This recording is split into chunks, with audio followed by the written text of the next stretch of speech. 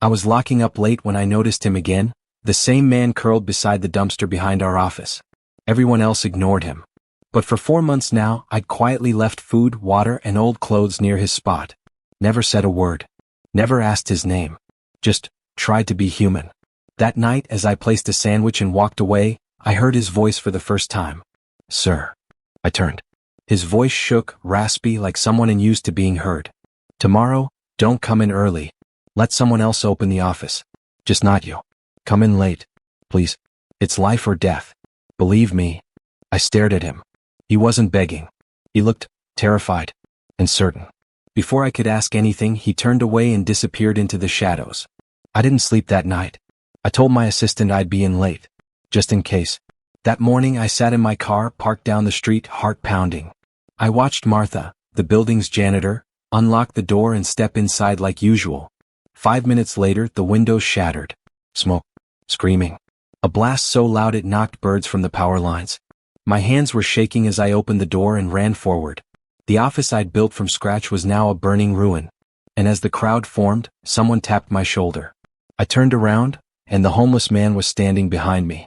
"Come with me," he said calmly, as if the office behind us wasn't still engulfed in flames. I stared at him, gray beard, sun-damaged skin, tattered coat, and yet his eyes, sharp, clear, watching everything, everyone, including me. "What happened?" I asked. He didn't answer right away, just started walking. I hesitated, then followed. We turned the corner, down an alley, away from the noise, away from the sirens. He pulled a folded paper from his coat and handed it to me. It was a blueprint. My office floor plan. With one section marked in red, the server room. Below it, scribbled coordinates and 2 words. Primary target. "Why?" I asked, my throat dry. He finally looked at me. "Because you weren't supposed to be the one feeding me. Someone else was. But you showed kindness. And that changed everything." Before I could ask what he meant, he pointed at the blueprint. "They wanted you in there. The people who hired me. Corporate sabotage. You were in the way. Your data, your startup, it threatened someone." My stomach dropped. "Who?" I whispered. He folded the paper again and stepped back. "Wait one more day. Tomorrow they'll think you're dead. They'll show their faces." I stood frozen, heart racing. And then he said it. "My name is Gabriel. And I wasn't always homeless." That night I didn't sleep. I sat on the floor of my apartment, Gabriel's blueprint laid out in front of me, my laptop open, fingers trembling as I retraced every deal, every investor call, every partnership we'd signed in the past 6 months. Only one name kept flashing in my mind, Orionx. We had undercut them in a massive government tech contract 3 weeks ago. Publicly they congratulated us. Privately I remembered a handshake that felt too tight, and a smile that didn't reach the eyes. The next morning I walked into the office ruins. Charred walls. Blackened servers. A broken sprinkler pipe still dripping. My assistant rushed over, teary-eyed. "Aiden," they said, "it was electrical. Random." I nodded slowly, scanning the faces of the executives standing around. 2 of them I didn't even recognize. Men in tailored suits. Not part of my company. But they looked calm. Too calm. I left without a word. Back at home, Gabriel was already waiting inside. I didn't even ask how he got in. "You have 2 moles?" he said. I froze.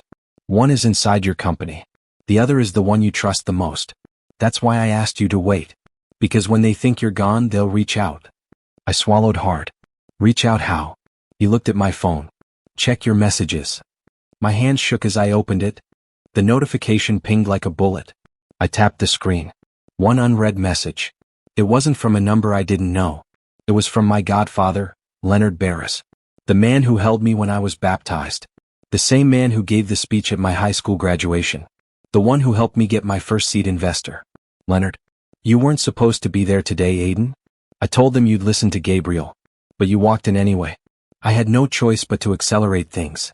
I stared. No breath in my lungs. No thought in my head. Accelerate what? And why did he know Gabriel? I showed Gabriel the message. He read it once. No reaction. "I told you," he said. "He's the second mole. The one you loved too much to suspect." "But why?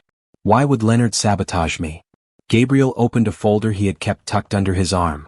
Inside were photos, receipts, emails, legal docs. He's in deep with Orionx. His name isn't on paper, but the money trail leads right to him. He handed me one last envelope. Tomorrow morning he's hosting a private gala. You've been removed from the list. I looked down at the invitation he placed in my hand. It wasn't addressed to me. It was addressed to Gabriel. Gabriel adjusted his cufflinks and glanced at me. You still want to know the truth? He asked. I nodded, barely holding myself together. We arrived at the Blackridge estate just past 8 p.m. The gala was in full swing. Tuxedos, champagne, politicians, executives. The kind of crowd that didn't just own companies, they owned countries. Gabriel walked through the security gate. His name was on the list. Mine wasn't. But I wasn't planning to go through the front door. I circled the hedge wall, past the staff entrance, and slipped in through the caterer's access. Black tie, silver tray, borrowed name tag. Just like Gabriel had planned. I entered the ballroom from the side as Gabriel took the stage. And there he was, Leonard, standing in the front row, laughing, toasting. Gabriel tapped the mic once. The crowd fell silent.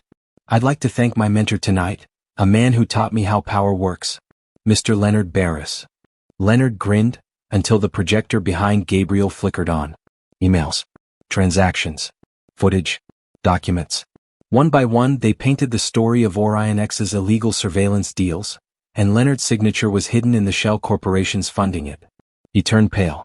The room gasped, and then Gabriel said it. But Leonard wasn't working alone. He had help. From someone in this room. Everyone turned. Gabriel looked right at me. My stomach turned. For a moment I thought Gabriel had betrayed me. But then, I saw the subtle nod he gave me, the cue. I stepped forward, took the mic, and looked straight into Leonard's eyes. My name is Aiden Cole. 4 months ago, I found a dying man in the alley behind my firm's office. He was homeless, starving, but he was once a tech analyst. And he had been blacklisted. The crowd murmured. He told me things. Showed me receipts. Patterns. Shell companies. And when I took it to our firm's leadership, I was fired within 48 hours. Branded a threat to security. I paused. Leonard Barris wasn't just orchestrating corporate espionage. He was stealing identities.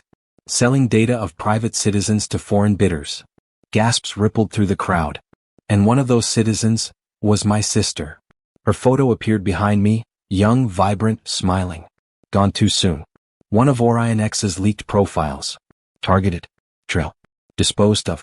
I turned to Leonard, who was now trembling. She died because of your silence. Suddenly, a commotion at the door. 2 federal agents walked in, flashing badges. Leonard Barris, you are under arrest for conspiracy, fraud, and negligent manslaughter. As they handcuffed him, the crowd erupted, some in shock, some in applause. Gabriel stood beside me. We did it, I whispered. But then he leaned close and said, no, we started it. Gabriel stared at the screen. His hand trembled, jaw tightening. I leaned in to see it. A text. No name. Just a number. But the message said, he wasn't the only one. They know about Prague. Get out. Now. Gabriel's eyes slowly met mine, and I saw something in them I hadn't seen before. Fear. Real soul-deep fear. What's in Prague? I asked quietly. He didn't answer right away. Instead, he pulled me away from the press conference chaos and into the stairwell. You remember the ransomware case from 5 years ago? The one no one could solve. I nodded. That wasn't random. That was a test run. For something much bigger. A trial, by a group inside Orion X. And I helped design the code. My stomach dropped. You what? I thought it was harmless back then. Just code. Nothing real. I didn't know they'd weaponize it. Suddenly, alarms blared in the building. Gabriel's voice dropped lower. I came to you because you were the only one who could expose Leonard without implicating me. But now, I think they're coming for both of us. We rushed down the stairs. My phone rang. It was an anonymous number.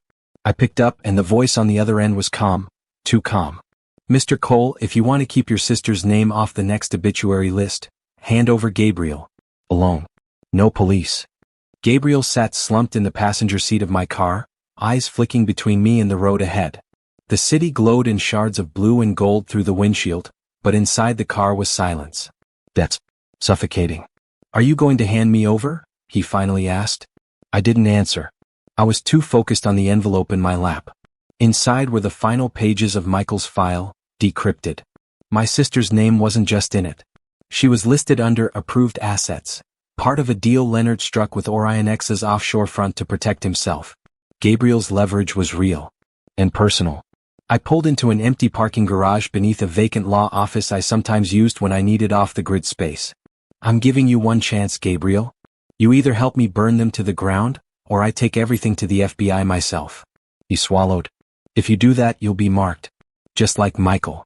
I'm already marked.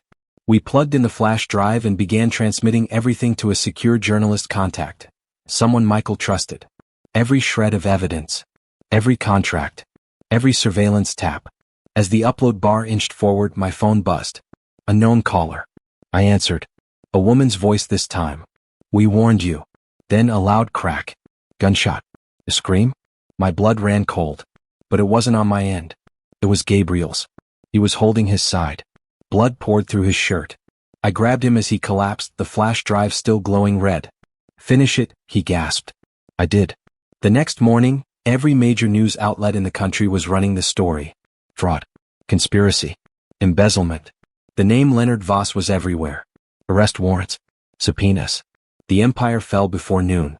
At Gabriel's quiet funeral, I stood beside the casket, and a man approached me. I was his brother, he said softly.